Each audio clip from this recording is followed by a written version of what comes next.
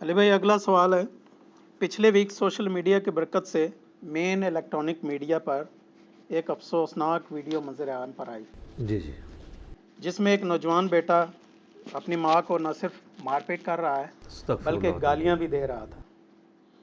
Please इस हवाले से हमारी नौजवान नस्ल को गाइड फरमाइएगा ताकि वो इस कबीह हरकत से बाज रहें। देखिए जी, नौजवान नस्ल को हम तो गाइड करेंगे, माँ बाप की भी जिम्मेदारी है ना कि इनको दीनी तालीम दें बचपन से। माँ बाप की कदर आपको कुरान और सुन्नत नहीं सिखानी है ना।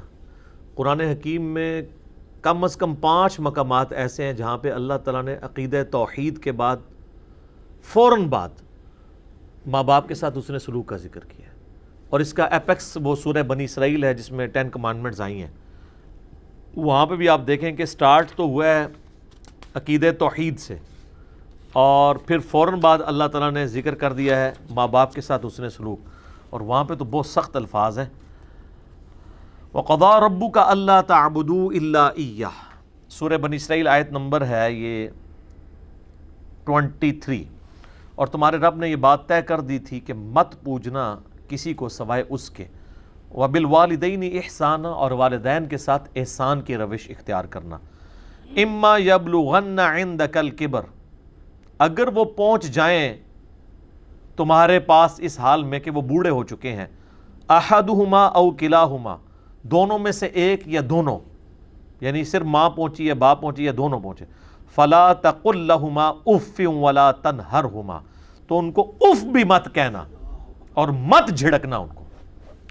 उफ नहीं कह सकते तो बाकी तो कुछ नहीं आप कर सकते ना। सबसे हल्का जुमला ये था, इसकी ट्रांसलेशन पंजाबी में होती है हाँ। गुस्से से ये भी इज़हार नहीं करना, ना उन्हें झिड़कना। वक़ुल लहुमा क़ौलन करीमा, और उनसे बात नरमी से करना। वख़्फ़िद लहुमा जनाहज़ुल्लि मिनर रहमा, और अपने कंधे आजिज़ी के साथ उनके सामने रहमत के साथ झुका कर रखना।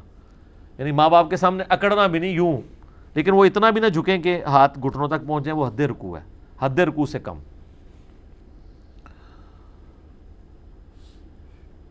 वक़ुल रब्बिरहमहुमा कमा रब्बयानी सगीरा, और अल्लाह के हुज़ूर दुआ करना कि अल्लाह इन दोनों पर इसी तरीके से रहम फरमा जिस तरह बचपन में इन्होंने रहम करके मुझे पाला था। आमीन। रब्बुकुम अअलमु बिमा फी नुफूसिकुम, तुम्हारा रब खूब जानता है जो तुम्हारे जी में है। इन तकूनु सालिहीन, अगर तुम वाकई नेकोकार हुए ना, फ़इन्नहु काना लिल अव्वाबीन गफूरा, तो बेशक अल्लाह ताला तौबा करने वालों को बख्शने वाला है। यानी अगर तुम्हारी नीयत नहीं थी ना गुस्ताखी करने की, बाज़ुकात कभी ज़ुबान से कलमा निकल गया तो फिर तो उस पर दरगुजर हो जाएगा, लेकिन अगर तुम आदतन गुस्ताख हो तो फिर माफ़ी वाला मामला नहीं है जब तक अपनी इस्लाह नहीं कोई कर लेता। तो ये इस बात का सबूत है। हत्ता कि बुखारी मुस्लिम में हदीस है, कोई शख्स अपने माँ बाप को गाली मत दे। तो साहबा ने कहा कौन अपने माँ बाप को गाली देगा? तो आप फरमाया जो किसी के माँ बाप को गाली देता है और उसके जवाब में वो उसके माँ बाप को गाली देता है, गोया हो कि वो अपने माँ बाप को खुद गाली दे रहा है।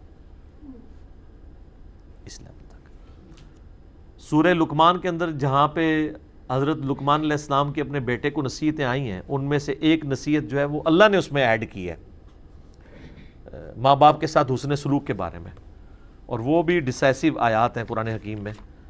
हज़रत लुकमान की वसीयतों के ऊपर मेरा ऑलरेडी भी एक क्लिप रिकॉर्डेड मौजूद है। 10 वसीयतें उन्होंने की थी, 9 उसमें से उनकी हैं, और ये अल्लाह ताला ने बीच में एक ऐड की जो शायद उन्होंने आर्जी की वजह से छोड़ दी थी अपने, क्योंकि वो उनके अपने बारे में थी। इसलिए अल्लाह ताला फरमाता है कि ये माँ बाप के बारे में जो वसीयत है वो अल्लाह ताला ने की है। और यहाँ पे वो अकीदा भी क्लियर हो जाएगा आपको कि वो जो कहते हैं ना जी, वो जी अगर माँ बाप मना कर दे दाढ़ी रखने से तो कुरान में तो हुक्म है माँ बाप की पैरवी करनी है। एड्डे जनाब सादे बड़े होते थे। यही माँ बाप जब आपको लव मैरिज करने से रोक रहे होते हैं उस वक्त तो आप कहते हैं नहीं जी वो मेरी मर्जी। दाढ़ी के बारे में आके आपको फौरन ख्याल आ जाता है कि माँ बाप के ताबे फरमान। ठीक है, साढ़े को तो फिर फकियां जना जी। ये सूरह लुकमान आयत नंबर है 14। ववस्सैनल इंसान बिवालिदैहि, और नसीहत की गई, वसीयत की गई है इंसान को अपने माँ बाप के साथ, यानी हुस्न सलूक की। हमलत उम्मुहु वहनन अला वहन, उसकी माँ ने उसे उठाए रखा प्रेगनेंसी के दौरान, तकलीफ़ पर तकलीफ़ झेलते हुए। وفصالہ فی عامین ان اشکر لی ولوالدیک، اللہ تعالیٰ فرماتا ہے کہ اس کا دودھ چھڑانا جو ہے وہ 2 سال میں ہے، اور یہ کہ تم اس کا شکر کرو، میرا شکر کرو اور ان کا ماں باپ کا بھی شکر کرو۔ الی المصیر، تمہیں لوٹ کر میرے پاس ہی آنا ہے۔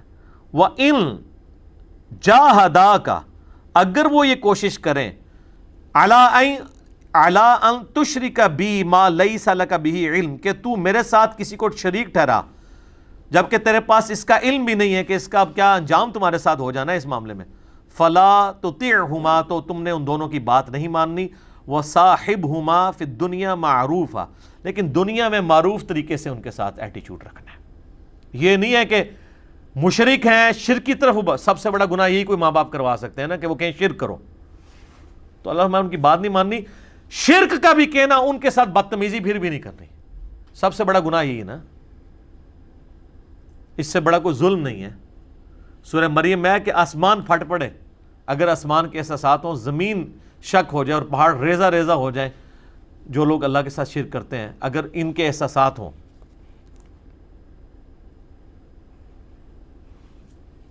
تو ان کے ساتھ تم نے معروف طریقے میں پیش آنا ہے۔ اس کانٹیکسٹ میں بخاری مسلم میں حدیث ہے، اسما بنت ابی بکر جو حضرت ابو بکر کی بیٹی ہیں، سیدہ عائشہ کی بڑی بہن، ان کی ماں کافرہ تھی پہلے، تو انہوں نے حضور سے کہا کہ وہ میرے پاس آتی ہے، میں اس کے ساتھ حسن سلوک کروں؟ آپ فرمایا ہاں، اس کے ساتھ حسن سلوک کرو دنیا میں، حالانکہ وہ مشرکہ تھی۔ تو حسن سلوک آپ نے کرنا ہے، چاہے کوئی بد عقیدہ ہے، بد مذہب ہے، دوسرے کسی فرقے کا ہے، کافر ہے، مشرک ہے ماں باپ، تب بھی آپ نے ان کا احترام کرنا ہے، آپ نے ان کے ساتھ اس طرح کا ایٹیچیوڈ نہیں جو یہ ویڈیو میں دیکھنے کو ملا۔ یہ تو ہے تصویر کا ایک رخ۔ اب تصویر کا دوسرا رخ بھی ہے کہ اولاد اس لیول پہ کیوں پہنچتی ہے۔ ہمارے سب کانٹیننٹ کے معاشرے میں بچے اس طرح نہیں ہے کہ اپنے ماں باپ کے ساتھ اس طرح بیہیو کریں، ایون دیندار نہ بھی ہوں تب بھی یہاں پہ ہمارے کلچر میں وہ رسپیکٹ ہے، ایون رسپیکٹ نہیں، ڈر بھی ہے اپنے ماں باپ کا، بوڑھے بھی ہو جاتے ہیں تب بھی ماں باپ سے ڈر رہے ہوتے ہیں، ٹھیک ہے، کہ اس طرح کی کوئی ایکٹیویٹی کا سوچ نہیں سکتا۔ اس کا آپ دوسرا رخ دیکھیں گے نا، جو خبریں آئی ہیں ان کی والدہ کی طرف سے کہ جو ان کا ایٹیچیوڈ ہے اپنے اس بیٹے اور بہو کے ساتھ، وہ بھی انتہائی شرمناک ایٹیچیوڈ ہے۔ تو یہ تو اسی طریقے سے کہ آپ اگر کسی مسجد میں یعنی گالیوں کی آواز سنیں، اور جب تک آپ گالیوں کی آواز سنیں گے آپ تو یہ کہیں گے کوئی بہت بدبخت ہے جو گالیاں نکال رہا ہے، لیکن آپ مسجد میں جب جائیں تو آپ کو پتہ چلے کہ کوئی مسجد میں اسی نمازی بچے کے ساتھ کوئی حضرت صاحب منہ کالا کر رہے ہیں اور اس کے اوپر وہ چیخ کے گالیاں نکال رہا ہے، تو آپ کو اس کی گالیاں بھول جائیں گی مسجد میں نکالی ہوئی، کیونکہ آپ کو اس سے بڑا جرم نظر آ جائے گا، یار وہ صحیح تو چیخ رہا ہے، میں جسٹیفائی نہیں کر رہا۔ ماں باپ اگر کسی کے ساتھ زیادتی بھی کریں تب بھی آپ کو یہ حق نہیں ہے ماں باپ کو ماریں یا گالی گلوچ کریں، لیکن روٹ کاز انالیسس ہونا چاہیے کہ یہاں تک بات پہنچتی کیوں ہے، تو وہ اگر آپ ڈیپ ڈگ کریں تو وہ پوری کی پوری اس کی رپورٹ آئی ہے کہ اس نے مطلب کیا سلوک کیا ہے اس کی وائف کے ساتھ، اور پھر کئی ایک میں ڈسکس نہیں کرنا چاہتا ہوں، اس میں بڑی ایک حیا سوز قسم کی باتیں ہیں جو اس قابل ہی نہیں ہے کہ ان کو ڈسکس کیا جائے، تو اس کا منطقی انجام اسی قسم کا ہونا تھا۔ تو ماں باپ بھی اپنی حرکتوں کے اوپر ذرا غور کیا کریں کہ کسی کو اس لیول پہ نہ لے جائیں کہ وہ پھر ساری قدر اٹھا کے سائڈ پہ کر دیں۔ اور باقی سوشل میڈیا کی برکت ہے جی، واقعی قانون ہمارا حرکت میں نہیں آتا، پہلے کبھی کسی شہر کی خبر اخبار میں لگ جاتی تھی تو ڈی سی کو ہاتھ پاؤں بھول جاتے تھے، حالانکہ اخبار کی تو کوئی اہمیت ہی نہیں ہے، اس زمانے میں بہت ہوتی تھی، اور اس دور کے صحافی بھی صحیح صحافی ہوا کرتے تھے۔ آج کل تو مطلب اکثر بکے ہوئے ہیں الا ماشاء اللہ۔ تو اب سوشل میڈیا پہ خبر چل جائے تو ان کے ہاتھ منہ پھول جاتے ہیں، ان کو کوئی ہمدردی نہیں ہے، آپ نہ سمجھیں کہ ان کو کوئی عوام کے ساتھ ہمدردی ہے تو یہ مطلب ان کے اوپر کیس بناتے ہیں۔ ان کو یہ ہوتا ہے کہ ہمارے بڑے نہ پوچھنا کہ یار یہ تو ٹی وی میں اتنی دیر سے خبر چل رہی ہے، تو کیا کیتا ہے؟ پھر وہ ڈی پی او صاحب بھی حرکت میں آ جاتے ہیں، ایس ایچ او صاحب کی بھی مسلمانی جاگ جاتی ہے، ان کو بھی اپنے وہ قومی مفاد میں جو ان کی ذمہ داری ہیں وہ ان کو نظر آنا شروع ہو جاتی ہیں اور سارا کچھ کرنا شروع کر دیتے ہیں۔ پہلے نہیں کوئی کر رہا ہوتا، اپنی ذمہ داریاں پوری نہیں کر رہا ہوتا۔ بہرحال اللہ نہ کرے کہ اس طرح کے گھروں کے واقعات گھر سے باہر نکلیں. ظاہر ہے کہ اب یہ تو بہت چھوٹا واقعہ ہے, اس سے بڑے بڑے واقعات, قتل و غارت تک بات پہنچ جاتی ہے. جائیداد ہتھیانے کے لیے لوگ اس طرح کا معاملہ بھی کر لیتے ہیں. حالانکہ بخاری مسلم میں حدیث ہے کہ مقتول کا وارث قاتل نہیں ہو سکتا. یہ پیٹ رول ہے. اگر کسی نے اپنے باپ کو قتل کر دیا نا تو ہے تو اس کا بیٹا, لیکن اس کا وارث نہیں بن سکتا.